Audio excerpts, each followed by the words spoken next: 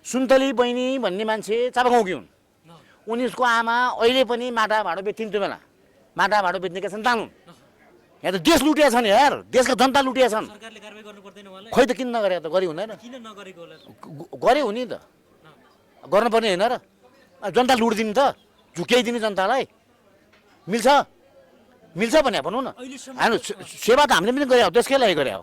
एउटा सडकमा बस्ने बेसारा व्यापारीको लागि दैनिक 5 बज्ने बित्तिकै मेरो 54वटा जिल्ला शाखामा अहिले प्रत्येक दिन 5 बजे साँझ 54वटा जिल्ला शाखामा सडकका बेसारा व्यापारी सडकमा खाना बाँडेकोलाई खाना बाँड्छु म। बुझ्नुभयो? मेरो बाउको पैसाले। बुझ्नुभयो? जग्गा बेचिया पैसा महालक्ष्मी नगरपालिका वडा नम्बर 7 भने आनाको 55 लाख पर्ने जग्गा अहिले पनि छ अलिअलि, त्यो मैले बेचिसकेँ सानले। अनि रोएर कराएर रङ्गशाला बनाउँछु भन्दै अनि यहाँ चाहिँ के स्विमिङ पुल भए घर बनाउने, रङ्गशाला बनाउँछु भन्दै चाहिँ यतातिर घर किनिदिने होइन। अनि त्यसपछि चाहिँ नि रङ्गशाला ऋण लायो अरे, पैसा खै भन्दाखेरि हिसाब किताब पनि छैन। अनि सुत्दिया छ, उतान टाङ लगाइदिएको छ। अनि आरतिर कतातिर चाहिँ के अरे रजार उपचार गर्न गएको भन्छ, डाक्टर भन्छ। त्यो डाक्टरसँग मैले पनि कुरा हेर्छ कि मेरो पनि 54वटा जिल्लामा शाखा छ। बुझ्नु भएन? ऊ कहाँ जान्छ त्यो डाक्टर आउनु भएको थियो, आउनु कहिले कहाँ आउने हो, फोटो खिचेर जाने हो सिधै। तपाईँले भन्न खोज्नु भएको उहाँले गर्न नै खोजेको भए आफ्नो घर बेचेर बेच्छु भनेको थिएँ त सुन्तलीले। त्यो सुन्तली माइली बेच्छु भने म मेरो पैसा पुगेन भने घर बेच्छु, 5 करोड भइहाल्छ। फलाके के होइन त, बेचे हुन्छ त, ऋण तिर्नलाई त्यो घर बेच्ने नि त। अनि गर्न पऱ्यो नि त। अमेरिका गएर त्यहाँ लुकेर बसेर अझ हामी छोरीको उपचार गर्न लाज लाग्दैन हो? यो कुरो अरूले गरे भए मलाई मन्तव्य लाग्दैन। देशका लागि गर्छु, समाजका लागि गर्छु, सामाजिक काम गर्छु, समाज सेवा गर्छु भन्ने हामीले पनि गरे होला।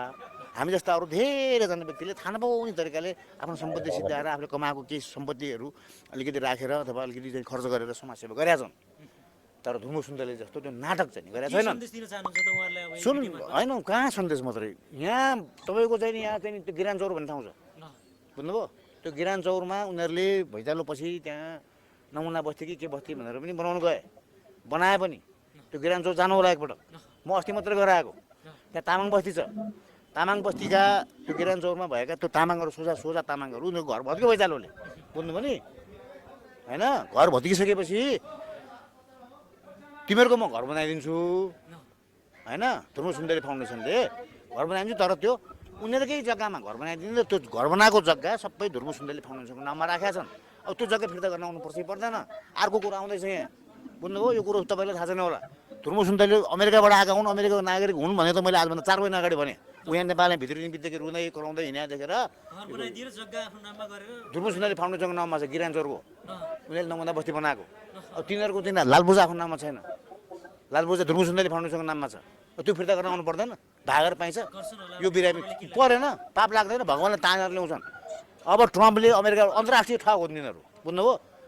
अमेरिकामा बसेर धेरै नेपालीले ठगेका छन्, अमेरिकाकै धेरै नागरिकले ठग्या होला। बुझ्नु? अङ्ग्रेजी बोलेर मर्छ कि क्या हो ए सुन्तु धुर्मु भनेर धेरै ठगेका छन्। बुझ्नुभयो नि? अब ट्रम्पले पठाइदिन्छ त्यहाँ नेपाल बाहिर यहाँ चाहिँ मार्क्स लाएर हिँड्ने कि के हिसाबले हिँड्ने? बुझ्नु भएन? कुरो त्यहाँ छ। खरो बोल्ने हो, भएको कुरो गर्ने हो होइन? त्यही भएर चाहिँ नि त्यो चाहिँ त्यो के अरे रङ्गशालामा ऋणदारलाई झन्नै बिचरा मेयर साहब पार्टीको मलाई मतलब भएन चाहिँ नि त्यो 12 करोड रुपियाँ चाहिँ अस्ति दिया भएदेखि जसले दियो त्यो भ्रष्टाचारमा पर्थ्यो। त्यही 12 करोड लिन आएको, लिएको भएदेखि अहिले 12 करोड लिएर भाग्यो अरे। यही हो, उसलाई त्यहाँ जानुपर्ने।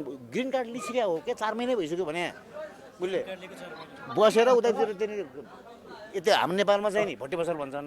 बुझ्नुभयो? भट्टी भन्छन् जहाँ